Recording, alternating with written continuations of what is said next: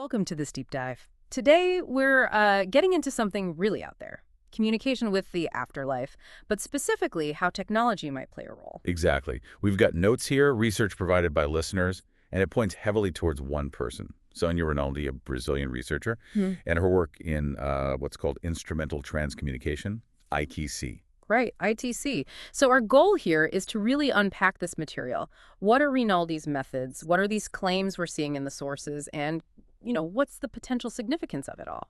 And based on these sources, the details are, well, pretty fascinating, maybe even a bit startling. Okay, so let's start with the basics from the material. Who is Sonia Rinaldi? Well, the sources describe her as a dedicated Brazilian researcher. She's apparently been deep in this field since the late 1980s. And ITC, as you said, that's her main thing, using electronic devices essentially as a conduit, a bridge maybe to the afterlife. A bridge. And what's driving her, according to these notes? What are her goals? They seem really clear, actually. First, enabling direct interaction with spirits. Second, offering real comfort to people grieving. And third, presenting what she sees as evidence that, life goes on after physical death. Where did it all kick off for her? The sources seem to pinpoint a start date. Yeah, it looks like 1988. The notes mention she started by collaborating with Dr. Hernani Guimarães Andrade at a place called the Instituto Brasileiro de Pesquisas Psicobiofísicas, the IBPP. Okay, so she began within an existing research structure, but she didn't just stay there, right? No, exactly. She saw a need for a dedicated community. So in 1990, she founded ANT, the Associação Nacional de Transcomunicadores. ANT, and that sounds like it's grown quite a bit since then. Apparently so. The sources suggest it has around 1,700 members across Brazil now. So ANT became this hub then, for research, for community, for people involved in ITC? Precisely. A place to share what they're learning, explore different techniques. Okay, now let's get into the how. Rinaldi's specific methods, her technological innovations. This is where the sources get really detailed and, well, interesting. Yeah, she seems to have developed several key approaches. One big one is audio recordings. Audio. Okay, how does that work based on what we've read? Well, the technique involves using different devices. Could be computers, telephones, basic electronics. The goal is always to capture voices. And the results. The sources claim something pretty remarkable here. Clear voices of people who've died. Yes, clear is the word they use, not just static or whispers. And sometimes it gets even more specific. The material mentions actual dialogues, like back-and-forth conversations between the deceased and living family members. Wow. Dialogue. That's a huge step beyond just hearing a stray word, isn't it? It implies real interaction. I can only imagine the impact that could have on someone grieving. It's more than just evidence. It's connection. The sources definitely frame it as a powerful source of comfort, yeah. Solace. But it wasn't just sound, right? The notes talk about visual captures, too. Images, video. Correct. The method described there involves recording reflective surfaces, things like moving fabrics, maybe water surfaces, screens. Then the footage gets analyzed really meticulously, like frame by frame. Okay. Slow, detailed analysis. And what does she report finding? Visuals, images of deceased people, even pets sometimes. And a key detail the sources point out is that these images often look a lot like photos taken when they were alive. Resembling photos from their lifetime, that's quite specific. So adding a visual element to the audio claims, sound and sight. That's the picture painted by the sources, yes, a dual approach. But the scope of her work, according to this material, isn't only about the deceased. There's this other angle involving living people who can't speak. That's right. It's mentioned that she extends these techniques to individuals who are nonverbal. People with conditions like nonverbal autism, ALS, maybe dementia. And how does the method apply there? What's the claimed outcome? The claim is that she helps facilitate expressions from them. Thoughts, feelings they might not be able to get across otherwise. So it supposedly offers a window into their inner world, their experiences. That's a really interesting application, using the same kind of tech framework to bridge communication gaps, whether it's death or a living condition. Yeah, it suggests the work is about communication across different states of being, perhaps. Now, there's one element mentioned in the sources that really jumps out. It sounds quite extraordinary. Something called the Brazilian station. Ah, yes, the Brazilian station.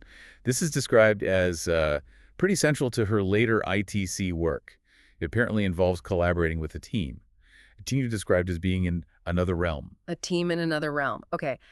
How is this team described? Who are they, reportedly? The sources say it's made up of researchers, engineers, scientists. Yeah. but operating from this other dimension or realm. And their purpose, what are they supposedly doing? Their reported role is to help refine the communication techniques, develop better devices, basically improve the signal, you could say, make the connection clearer. And this is where it gets even more specific, and maybe controversial for some. The sources name names, don't they? Individuals reportedly part of this station. They do. Rinaldi reports getting guidance from some very well-known historical figures. Nikola Tesla is mentioned. Tesla, the inventor. Yes, and also Konstantin Radiv, who himself was a pioneer in early voice recording phenomena, ITC stuff. Wow. Tesla and Radiv collaborating from another realm to refine afterlife communication tech. That's quite a claim presented in these notes. Is it described like they're giving her instructions? It's framed more as guidance, technical insights, helping her understand the how and why it works, and pushing the methods forward. It's presented as key to her progress. Okay, stepping back a bit, it's easy to see how all this, especially the claimed voices and images, would have a huge impact, particularly for grieving families. Oh, absolutely. The sources emphasize that. The effect on people dealing with loss is presented as profound because it's offering the possibility of direct communication, which is, a very unique kind of solace. Something that, as the note suggests, might go beyond what typical grief support can offer. Exactly. The example often given is parents who've lost children. Hearing a voice, getting a message that suggests they still exist.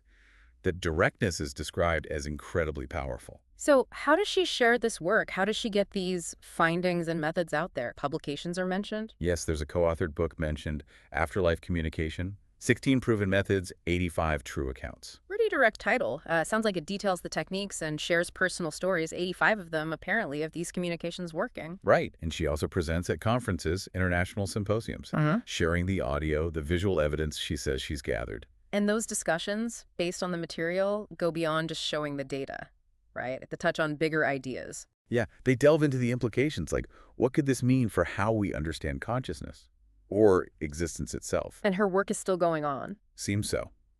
The sources mention the Rinaldi Institute, a nonprofit she runs to continue the research. And there's a Patreon page, too, for people who want to support or follow closely.